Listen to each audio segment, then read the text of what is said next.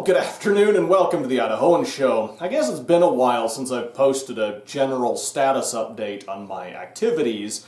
I used to post updates every week on my Patreon page, just in text format, but haven't really done that since about March.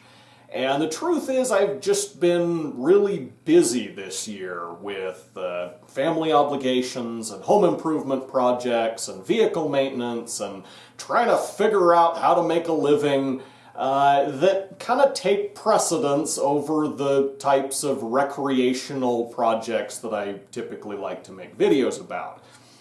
So as you may have noticed, I've had to scale back my video posting schedule a little bit. For a while I was trying to post 2 videos a week, both a project-related video on the weekend and then more of a philosophical or religious video during the week.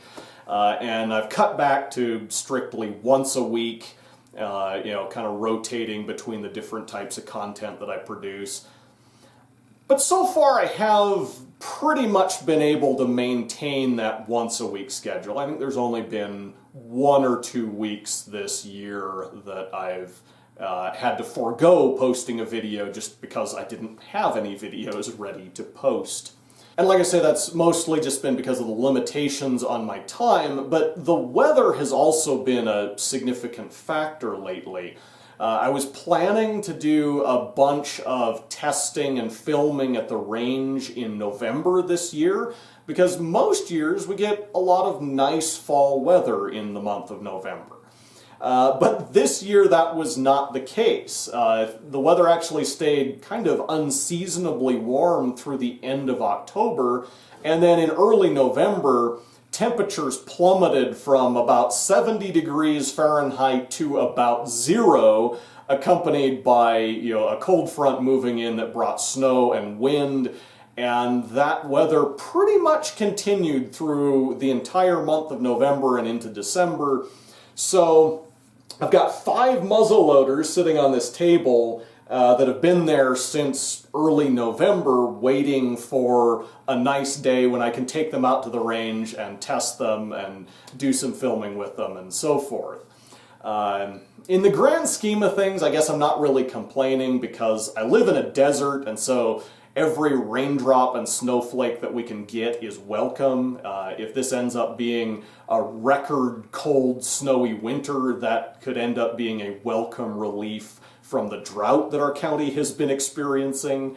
But the weather has compelled me to postpone some of my filming activities. And speaking of muzzleloaders, I finally have a positive lesson learned from that venture this year. Namely, if you're going to deal in any kind of large, handmade, one-of-a-kind, merchandise, like the muzzleloaders that I've been building, don't bother with online sales, deal locally at vendor fairs. And the reason I say this has to do with exposure and marginal cost. A lot of people would have you believe that online sales are more profitable because in most cases it costs nothing to set up a merchant account, like on eBay or Etsy or Gunbroker or whatever, and then in theory you have access to millions, if not billions, of potential customers. The problem is that even though it doesn't cost you anything to set up the account monetarily, there are substantial administrative costs with creating each listing and then delivering it. You have to photograph the object, you have to write up a description, you have to create your listing page.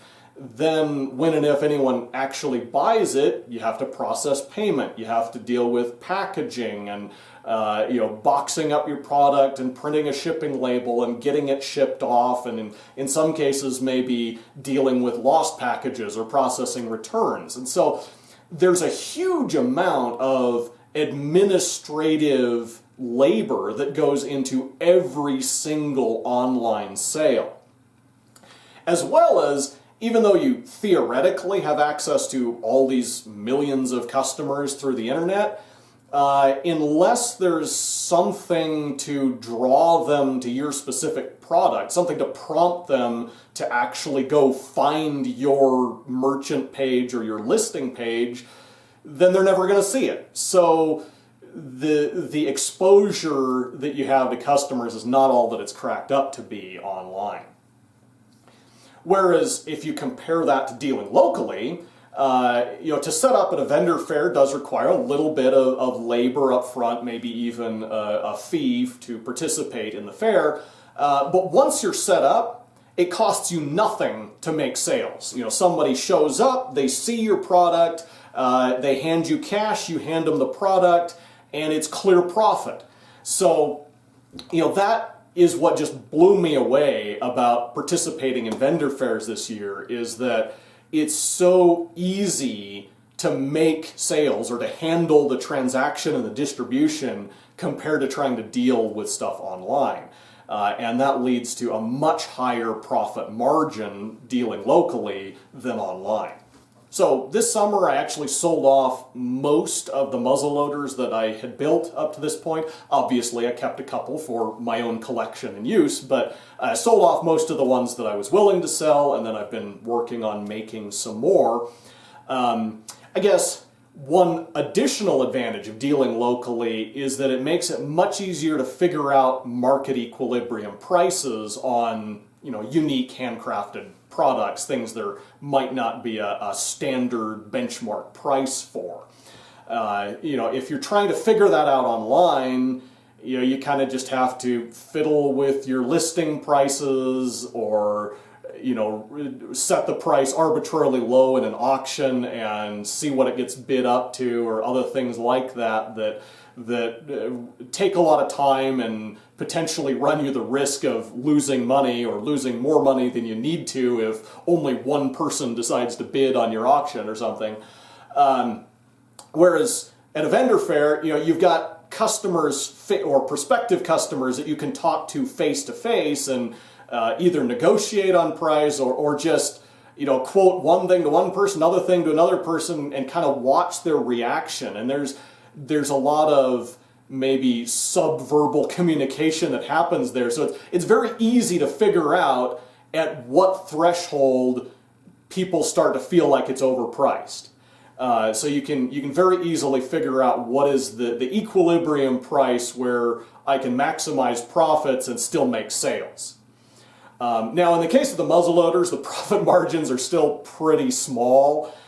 So going forward, first, I've got a number of muzzleloaders that I'm building or have built just to kind of use up some of the parts that I already had lying around.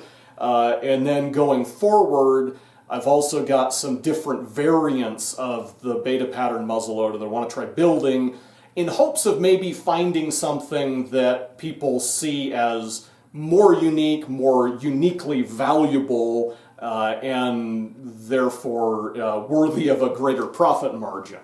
So I've already built a couple of pistols. I've built a couple of muzzle-loading carbines that are kind of styled to look like a World War II submachine gun or something along those lines.